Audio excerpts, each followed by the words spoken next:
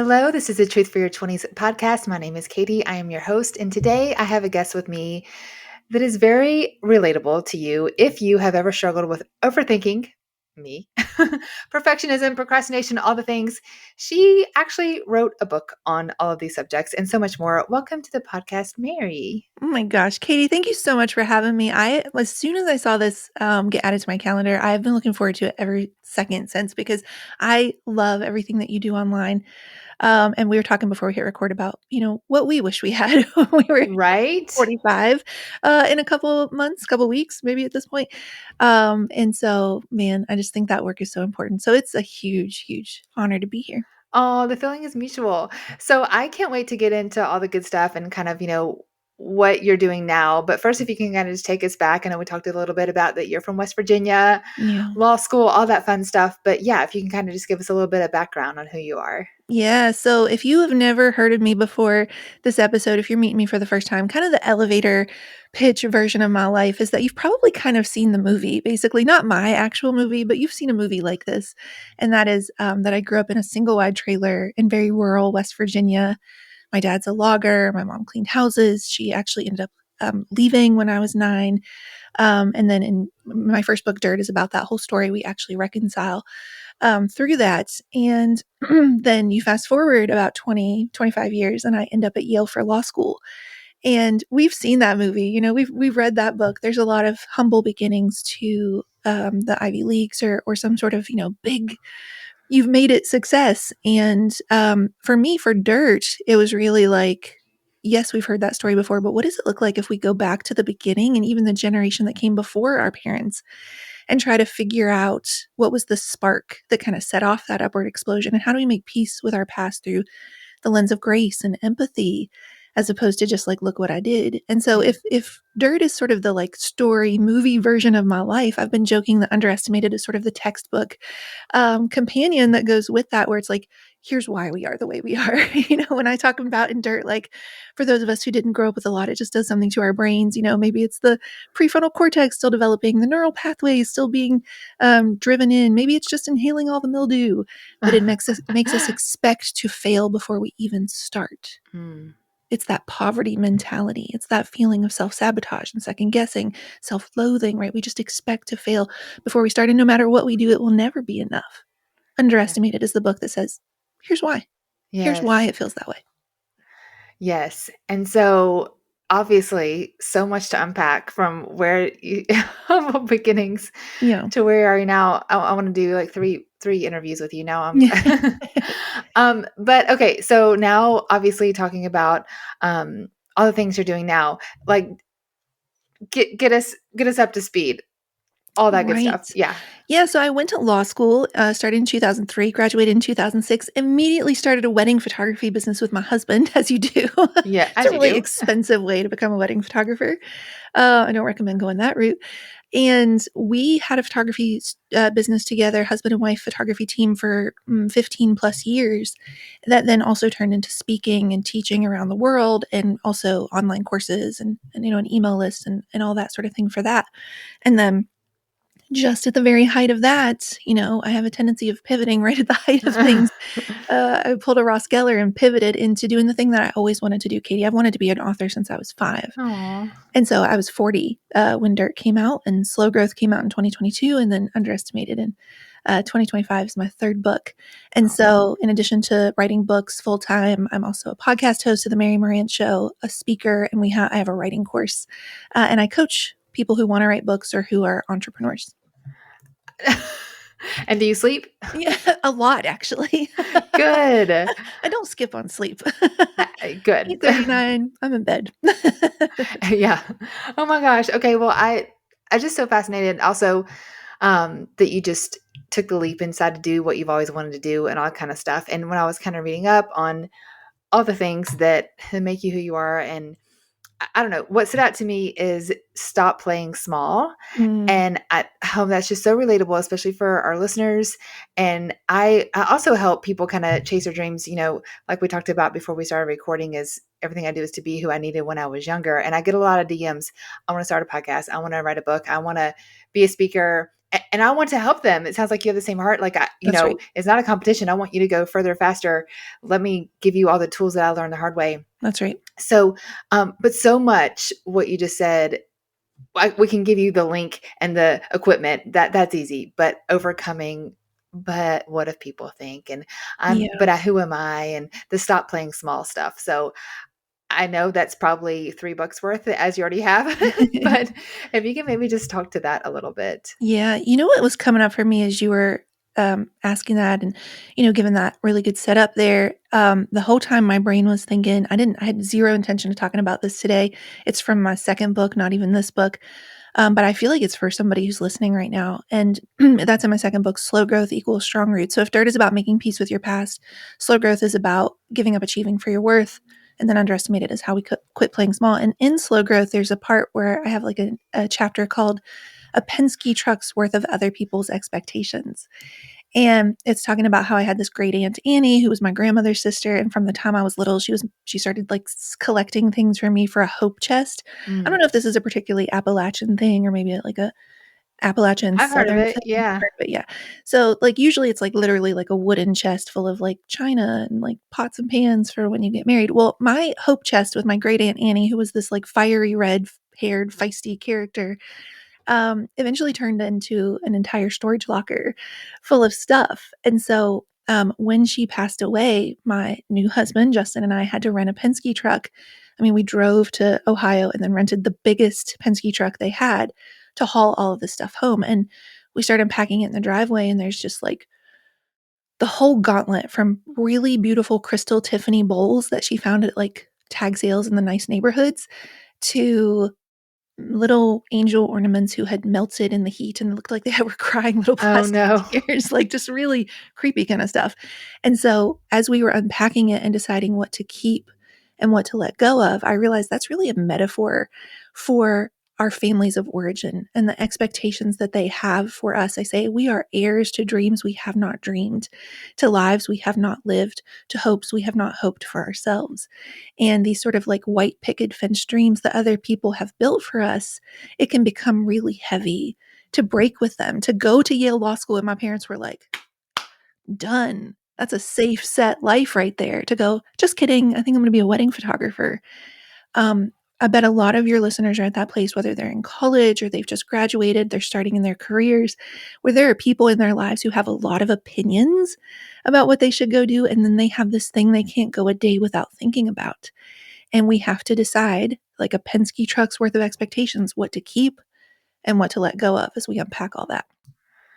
That was that's a really good metaphor. And I Thank love you. that you said that it's just heavy too. We're in the process of my husband's father passed away, and so Mm, moving his mom closer to us yeah. and their house of 30 years, and she's having that too, like she's sitting there in her chair and just kind of had this moment of looking around at all these tchotchkes and doodads and the money they spent, the time they spent dusting them. Why? Like, we don't want it. She doesn't even want it anymore. Yeah. And it's heavy. It I is don't know. heavy. I'm kind of getting to an aside because expectations is a different topic, but I don't know. All of the stuff that we carry, literally, figuratively, all the things. There's so much emotional baggage, the jeans that don't fit anymore or whatever, the thing you spent a lot of money buying because you thought it would make you feel like that person you look up to.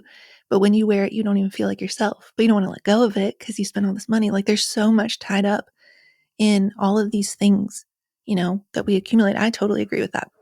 Yes, and there's I'm gonna nerd out my marketing brain, the sunken cost theory, That's talking right. about, yeah, you know what I'm talking about, yeah. Yeah, So basically, when we spend a lot and invest in something like the jeans you're talking about, and then you don't want to let go of it, then you might end up spending more money on it. Well, let me get them altered and let me do this, and then it just more and more and more. Usually, that's that's with right. a house or relationship or whatever, but it just becomes a money pit and a more harder to let go of later.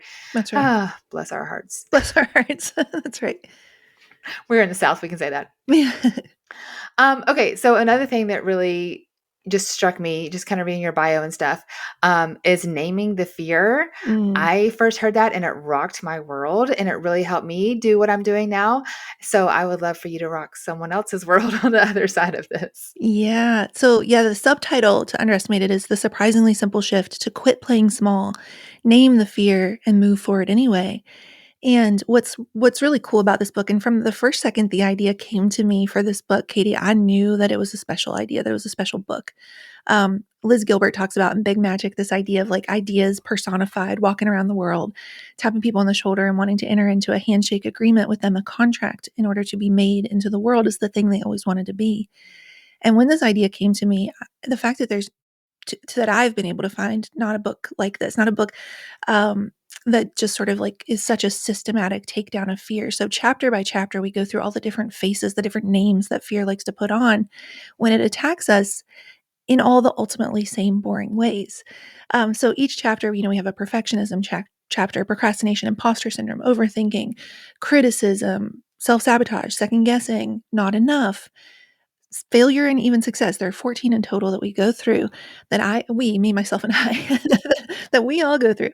And, the whole concept for the book, the whole first idea for the book came from me coaching women and noticing that the same kinds of fears kept coming up for them over and over. And so a couple years ago on a whim, I just picked up my phone and filmed a really quick Instagram video that just really took off. And I just basically said, it's all been done. It's all been done better. It's all been done by somebody the world actually wants to pay attention to. I can't start until it's perfect. I can't start until I am perfect. What if I start and I don't have the bandwidth? What if I can't stay consistent with it? What if I start and the critics come? What if they say, who does she think she is? What if my voice doesn't really matter? What if I don't really matter? What if it's already too late? And like chances are, if we were playing Fears a Punk bingo with like our Yeah. hot pink daubers, we would have just run out of ink, right? We would have all just hit bingo a few different ways because the same boring scripts that fear uses on you, Katie, it uses on me. The same ones it uses on me, it uses on you. And for all of our friends listening as well. So, a kind of epiphany moment I had about fear is that what if fear attacks creatives because it's jealous that it itself is not creative at all? Ooh, say it louder. Yeah. And I added to that, fear is not a very creative guy, but he is a busy guy. And like all good, productive overachievers, he's learned how to prioritize. So if you're playing small and hiding in plain sight and not going after the thing you know you most want to go after, you're in fear maintenance mode at best, a little perfectionism or self sabotage sprinkled in, and you're all set. But if you show up and start to do the work that matters, that you are being most called to do, you better expect fear to show up teeth bared and snarling. And we can actually use that to our advantage because fear wouldn't show up if this work we were about to do didn't matter.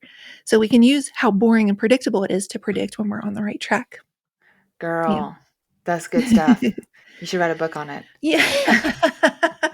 Done. Took me Sweet. 12 months, but it's done. Hey, it's done. That's amazing. That's good. I don't know. I'm kind of a nerd on that subject because I too was, crippled by this for a long time. And yes, 100% to the bingo card. You Yeah. clicked on a lot of mine. And that's so true. And when I talk to young women too, I hear the same thing. And I'm like, been done before, boring. Get more Yeah. creative. But thankfully it's not. It's predictable. And that's a way, Mhm. definitely a way to use that to our advantage. So That's right. Yeah. girl, preach. That's so good. Okay. So many things I want to ask you, but another thing I think that is so common and kind of what you just alluded to is overnight is overrated. And Mhm. related to that, I guess you could say, is I one of my favorite quotes is it takes 10 years to become an overnight success. That's right. That's right. And I also think about, even the word famous is such a relative term. Like who was famous 100 years ago? What did that look Right. like? And now we have famous on the internet. And what does that even mean? Like, people can go to Walmart and not get recognized, but they could have a million followers on social media. There's so That's right. many, Yeah. anyway, so much to unpack there, but overnight is overrated. Could you tell Mhm. us more about Yeah. that? Oh, wow. Do I love all of that. And I love the examples you were just giving because it makes me think of who were the 5 actresses nominated for Best Actress last Oscars? Don't know. We don't know, right? That's like how quickly these things that we think are gonna be the moment, that's how quickly it fades from people's minds. Overnight is overrated. is something that first came to me when I was writing Slow Growth Equals Strong Roots. You don't write a book like that if you are teaching about like cut corners and, cheat your way to the top or whatever. I think there's a lot of really important internal work, character work, craft work that's being done when it takes a while to get somewhere. Overnight is overrated is really me kind of just sort of being frustrated at what gets rewarded in the world today. And like I say, I don't know when how fast we did something became the highest bar and marker for success. Like, I don't know about you, Katie, but I never want the most interesting thing that somebody could say about me is how little time I've been at this work, how Yeah. little effort or thought or care I put into it. And so, like, why do we act like if it doesn't happen in the first month or two or the first 6 months that it doesn't count? I've just sort of made peace with the fact that the trajectory of my life is going to have a couple characteristics. One of them is that I've been set apart in a lot of different ways. That can sometimes be a very lonely way to walk. It's often an overlooked underdog sort of way to walk, and it's going to be a slow burn. There are moments when it speeds up, or it feels like these kind of highlight real moments, but they were, like you said, preceded by 10 years of hard work. But the upside of that is when I get there, I saw this happen previously in my photography career when my husband and I reached the kind of top of the industry and all the things we most dreamed of doing. Nobody was going to question that because we had been such a long, slow burn in getting there. When we arrived at that arrival point, respect introduced us through the door. Because we had put in the time, we had put in the work, we had put in the commitment to the craft. And so it's not the most fun way to live. I'll be honest with you. They always say, like, be careful the mantra you choose for your life. Like, why didn't I pick like everything I touch turns to gold, or overnight is super easy? But no, like slow growth equals strong rates is sort of the mantra of my life. But I'm old enough and wise enough now to appreciate the character work and the craft work that's been done in me because it took longer than I would have chosen. Yeah. Yeah, and that's good. And also kind of, in your title, if you will, procrastination is such a thing. But rooted in fear. I don't know. Yes, it takes time, and I love that you kind of shift the thinking of and why should we think uh a good relationship, a good book, like it should be overnight? Like, where did Right. that even come from anyways? So that's huge. But also we can self-sabotage and make it take longer than it That's should. right. So Yes. yeah, talk to me about that. 100%. So in the faith space, I, especially when I'm coaching women of faith, I'm going to pray about that. Can become do you really need to, or have you already prayed and gotten a pretty clear answer from God? And God is like, don't put this on me. Like, I have told you what I want you to go do. So I think I'm going to pray about it. Or in Underestimated, I talk about the research riptide, or what could be called the research it to death phase, or the over preparation as a delaying tactic. So 100% we can go the other extreme. We can go so afraid of making a mistake, so afraid of doing it wrong. We can err on, this group over here is cutting corners, trying to scratch and claw their way to the top. This overnight success, what I call these weeds, versus flowers or trees. I talk about in slow growth. Weeds can pop up overnight to a dizzying height, but they pop right up with one little pull. Half an inch of roots is all that was sustaining them. Or we can go the other direction where I'm going to go pray about that some more. I'm going to go think about that some more. I'm going to go plan that some more. I'm going to go research that some more. And we never get started. And in the procrastination chapter in particular, one of the kind of like most light bulb moments for me was procrastination is a double edged cop out.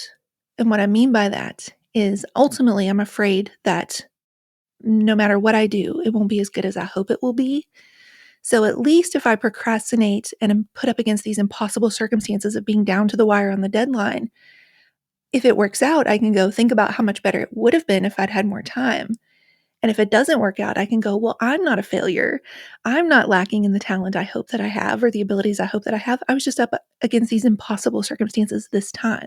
That you set for yourself, usually. Yeah, exactly. Exactly. And so procrastination for me, that's a really important chapter for me because it's really nuanced and I unpack a lot of things there about different types of procrastination. Because I don't know if you're like this, Katie, but I am just somebody who's wired where some of my best work doesn't really truly show up until I feel the fear. Yeah. until I call it the terror, until the terror kicks in. And then it's like vampire venom in a wildly popular YA novel shoots through my veins. And suddenly the crystallizing clarity, the words flow like, they were always there. So it's really kind of unpacking like there are a bunch of different types of procrastination and like what motivates us and making room for those of us who do work well under pressure, but also that we don't use that as like an excuse, or a way of self-protecting because we're afraid. I say like nobody wants somebody to tell them you have all the time in the world, you have been given plenty of time, you could have written anything that you wanted, and you will now be judged accurately on your highest best effort. Nobody Yeah. wants that. Yeah. Nobody wants that. We always want to say, there's just a little bit more it could have been if I'd had more time. What's the deadline? Yeah, Yeah. that's right. Oh, you're stepping on my toes in all the best ways. Yeah, the procrastination one gets a lot of people, myself included. Yeah. Yes. Oh, that's so good. Okay, so I'm also curious, with your humble beginnings coming from dirt, pun intended. So fear of success is a thing too, Oh because, yeah. yeah, what did that look like? Were your parents, well, and you kind of the Yale thing and the look at the success, but also the photography thing. I'm sure there's just so much to unpack there. I'm so curious your Yeah. thoughts. Yes. I love this question. Two things are coming up for me. One of them is there is a part in chapter 3, self-sabotage, is a shot glass, which is not about alcohol. It's about the tiny containers we believe we belong in and how we will unintentionally shrink back down to fit into them, because we just don't think we can be trusted with more. And there's a part where I say some of us grew up with a really complicated relationship with more. Mm, We were simultaneously to go out and excel and achieve, to break all the boundaries and be the first in our family trees, but to never go so far out that our families and our hometowns no longer recognize us, mm, to never get too big for our britches or too high for our raising. They love the spotlight we're standing in so long as the shine reflects well on them. And I talk in that section about how I heard my dad say plenty of times, like, kid, let me tell you, there's good people and then there's rich people, and the two are never wow. the same or rarely the same. And there was definitely like a very explicit and implicit belief that when you got money or things came too easy for you or you didn't have to struggle to deserve it, that you did so kind of at the sacrifice of your soul, at the sacrifice of your character. Mm, We had grit and work ethic and integrity, and they had not. There were haves and have nots even in his world. And so there's kind of that part. That's the whole like filter, I'm trying to look at the world through, or break free of looking at the world through. And then in chapter 14, that chapter begins. This is the fear of success chapter. It begins by saying, if we're not careful, the underdog is the role of a lifetime. And what I mean by that is if we're not careful, we could spend our whole lives playing that part. And it talks about how everybody roots for the underdog and we're all kind of cheering as he's climbing that mountain to get to the top. She's climbing that mountain to get to the top. But as soon as they get there, it's like cue the credits, roll the music, swell the score. We're on to the next unlikely story. Whereas the person who reaches a level of success and keeps it, they are now the leader with the target on their back. They are the ones who are criticized. They are the ones who people say, oh, let somebody else have their chance. And we internalize that and we know it. And we subconsciously go, it is far easier to be the underdog forever sliding back down this mountain. Because the whole book of Underestimated has a metaphor of pushing a boulder up the mountain and then it rolling back down at the last second, forever starting over. It's so much easier to be the underdog so people love you and they root for you than to push through to the other side where you are not just successful, but a place of true significance where you can now be the guide in someone else's story. Because that comes with criticism. It comes with a magnifying glass. It comes with a lot of eyes looking to pick apart what you're doing. And it's not universally beloved the way that the underdog is. So we become addicted to that. yeah. No, that's so true. I've thought about that a lot. My husband's an Alabama fan, college football. He's from Alabama. He Nice. gets it honest. But they were on top for so long, and people were like, "Oh, give someone else a chance." And then it just got me thinking. At one Yeah, point they were the underdog too, and why? that's right. It's so strange. People are successful for a while, and then we want to tear them down. It's just such a dumb. Yeah. And I'm a big Swiftie, and she was like, they booed her off the Super Bowl because she's successful. Like, I don't Yeah. understand. It's so Yes. crazy. And generous and kind, Yeah. 100%, 100%. But it's kinda like that analogy people talk about of, like, the crabs in the bucket. Yes. Or one that a different version of it, but kind of the same idea that I heard was, a pretend study. I like to preface with this, no monkeys were actually harmed. A pretend study where they had monkeys in a room and a thing of bananas at the top of a pole, and in the beginning of the study with the original group of monkeys, every time they tried to climb up and get the bananas, the scientists would spray them with a hose to knock them down. And then one by one, they started to replace the original monkeys with new monkeys, and they removed the fire hose, or the powerful hose. And what happened was that the original monkeys started to be the ones to pull them down. And they continued the experiment until there were no original monkeys, but just people who had, not people, but monkeys who had learned the rule that we don't even know why. We just know you don't go after that, until finally nobody in the room would even try. And it's like, it's that kind of mentality, right? It's like Stephen Pressfield has a part in his book, The War of Art, which is a fantastic book. I highly recommend. You could read it in like an hour. The War of Art, every creative needs this book, where he says resistance recruits allies. And he's talking about how resistance is self-sabotage. It's an internal force, but that it partners with other people, and it plays into how they haven't overcome their own resistance and how weird they will start to get when you start going after your dreams, or when you start getting free, because it's showing them in their face that they're not going after theirs. That's so true. And Yeah. so I've witnessed that, and now I'm like, oh, that explains. Same. Yeah. Yeah. Interesting. Well, now I'm curious. You had talked about coaching people and that fear bingo, if you will, naming all those things that hold us back and hit the nails on all the heads, or bingos, or whatever we want to analogy. I'm curious too, and you may or may not have an answer to this, but do you have a common or several common unlockers, or as you're coaching, like, oh, she's finally flipped the switch, she's making Mhm. progress. Are there, and I'm sure we've talked about some of them, but are there common like breakthroughs? Does that make any sense? Yeah, Yeah. 100%. In my experience, one of the most practical takeaways from this book and from my coaching, one of the biggest breakthrough moments that I have with my coaching clients is when they have just been given the language. Let me just start here with myself. Yeah. The biggest thing that breaks me out of being really stuck in fear is being able to have language to say what kind of fear you are in. Mm. Because it's one thing to go, oh, I'm just really afraid, but it's like this kind of vague, we don't even know what we're afraid of. And G.I. Joe said, knowing is half the battle. Yeah. And so, from teaching in our photography courses that I mentioned, and just having a teacher's heart, and also from my faith filter, we know that humans are wired to learn and remember best from story and from visual metaphor, right? The greatest teacher on the planet taught with story and visual metaphor. And when one metaphor didn't make sense, he just used another one.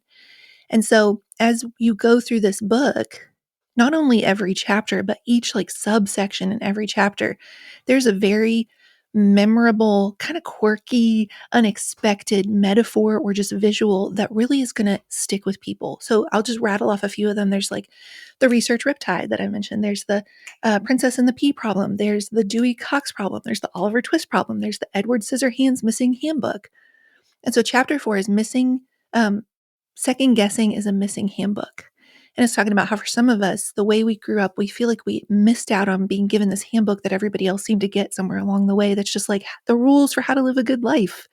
You know, Chad, pass the mashed potatoes. And oh, by the way, understand compound interest, that kind of idea. And for those of us who feel like we never got it, we kind of feel like Edward Scissorhands walking around in the world without all the pertinent parts, drop down in this pastel suburban hell where the rules are unwritten and we're all supposed to, learn these powers of blending in, but we end up with all these visible scars to show we're the ones who end up wounded by it, death by a thousand cuts. And so that it's one thing for me to go, oh, you're second guessing yourself because you feel like you didn't learn this when you were little and you should know it by now. And you feel like everybody else knows it. So you feel like there's always somebody more qualified. And I do teach it that way in the book. But then I'm going to teach it where I really visually describe what the handbook looks like. And I'm going to compare it to Edward Scissorhands. And so the next time, Katie, you find yourself second guessing yourself, feeling like there's actually a right or wrong answer, and no matter what you choose, it will be the wrong answer because of who you are, you're going to be able to go Edward Scissorhand problem or missing handbook problem. And the sooner we can do that and catch it, it just loses all its power. And it's boring, but it's nuanced in the different ways. If you get used to capturing fear coming in the front door with procrastination, it's going to slip in the side door with overthinking. And so we kind of have to have this like vocabulary, like detectives, where we can detect not just that fear is in the room, but what name it's putting on. And the sooner we can do that, it's just sort of like now we can use it to be boring and predictable to predict when we're on the right track. That's so good. I love it. Name the fear, if you will, like giving handlebars to it instead of this Yeah, slimy, unholdable thing that no one can find or put that's a right. name to. Like just giving language around it, so powerful. Yeah, I like that. Yeah, you can get a grip on it. You can hold on to it. That's right. Don't talk to me that way. That's right. That's so good. I am so fascinated, and now I want to go read all of your books. So That sounds good. that sounds good. We can make that happen. I'm just so interested in you. Just have a great story, and thank you for sharing in such relatable language. I love everything you said. I just took all these notes. I just took. Whoa, nice. All right. I don't want to let you go without asking the $1,000,000 question. Okay. If you could have coffee with your 20-year-old self, what would you say? Yes, yes, yes. Well, I think it's only fair just for your listeners that we tell them my instinctive answer that we were joking about before I hopped on. Um, if I could go back and tell my 21-year-old self something, it would be don't drink the Goldschlager. You're going to regret it, trust me. Good But advice. if I could go back and talk to my 20-year-old self, I think the biggest thing I would try to impart on her, because she was in the thick of it, the absolute thick of it, is like, you think when you can have clothes that look like this. I have a really deep appreciation of clothes because we just didn't really have a lot like that growing up. And they, were usually from like tag sales or discount stores, and they all smelled like mildew because the trailer was leaky. And so I just have there are two things that are true at once. It's a both and. I have a deep respect and appreciation and love, and it feels like a creative expression for clothes. And also, I can use them like Kevlar, like bulletproof outer coverings that keep me safe from being judged by other people. And so I would tell her, you're about to try to fill a big hole in your heart that kind of feels like a root canal the size of a chest wound. When the cold air hits just right, it sends all these roots screaming back into, full force.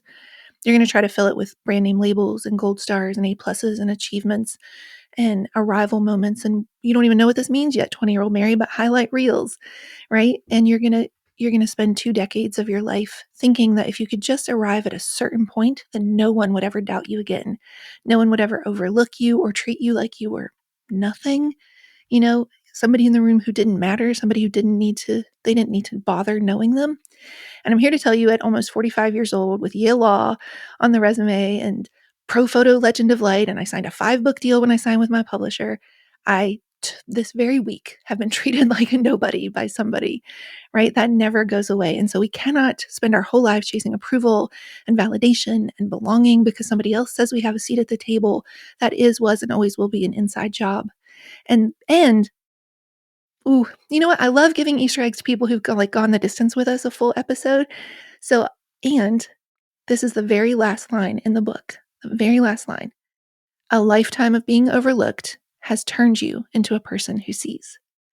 And so that's what I would tell her. Like, every moment of feeling overlooked, every moment of feeling like this story is going to disqualify you, that's going to be the vulnerability that is your superpower that helps you reach people. And all of these moments of feeling overlooked are going to make sure you never treat somebody else that way. Girl. You're so good. I love all of this. Thank you for sharing that. I think there's fire off that mic. Yeah. Get a hose. Nice. Thank you for sharing this. I know that this is going to be a very well received top download. And I'm going to go listen to it myself 3 more times. Maybe me too, honestly. You know what? We write the words we need. Preach is so true. Yeah. So relatable. Well, Mary, you are a pleasure. And your background is also super cute. Thanks. It's a guest bedroom we converted into a podcast studio because we'll be doing a lot of these. Because it works. That's right. There you go. Yeah. Well, thank you so much, Mary. And I will tag you on all the things when this is good to go. Yeah. Thank you so much, Katie. And if I could actually tell your people 2 quick fun Please. things we Yes. have for them. I've mentioned like some of the characters or kind of referenced some of the characters. We've actually put together a quiz of like 5 different ways we try to achieve for our worth, or we get stuck playing small. Like in trying to achieve for our worth, we get stuck playing small. And so we have the performer who's always on their toes, trying to show both themselves and other people how far they've come. The tightrope walker who could care less who's clapping, but needs higher and higher death defying feats in order to feel the same amount of good. The masquerader who hides in plain sight and pushes other people into the spotlight. The contortionist is our classic people pleaser. We contort because it's easier than to be criticized. And the illusionist in the distance is waiting until they and all the conditions to begin are perfect before they think they can even start. And so if you go to achieverquiz.com or marymorantz.com/quiz, my last name is Marantz. It takes 2 minutes to take the quiz. The questions are really fun and lighthearted and easy. And then in true classic Mary, the results are very deep. So fun, easy questions, super, super deep on the results. I'm going to tell you why you are the way you are, where you get tripped up, where you get stuck, and how your achiever type can quit playing small and move forward. So that's achieverquiz.com. And then at namethefear.com, that's the website for the book. And we actually have the whole first chapter up there for free for you to grab and download today. You can start reading it right now if you want to. And then we also have some fun pre-order bonuses over there of the first 3 chapters and the audiobook, which I read. If you go ahead and get that pre-order in, because pre-orders are huge in supporting Yes. authors, especially authors of excellence and authors of originality and the ones who worked for 12 hours for 12 months. And so that's a good way that you can support. And like I said, if you like audiobooks and you liked listening to me kind of ramble here for an hour, then you're going to love the audiobook because I did read that. So namethefear.com for all of that. And then at Mary Marantz on Instagram, come tell me what you thought of the episode. I will make sure I just took some notes, so make sure we have all of that. So if you're listening, this is all going to be on the show notes, and make sure so you can just click on over and make it easy for you. And that quiz sounds fascinating. Nice. You need to take it and tell me what you are. Well, now I'm so curious. I'm an Enneagram 3, so I think I'm a performer, but I'll have That's to what check that it would out. be my guess. Yeah. Awesome. Yeah. I am also a performer. Yeah. Hey, we're in good company. That's right. That's right. All right. Thanks, Mary. Thank you, Katie. It was so, so fun. Thanks for having me. Of course.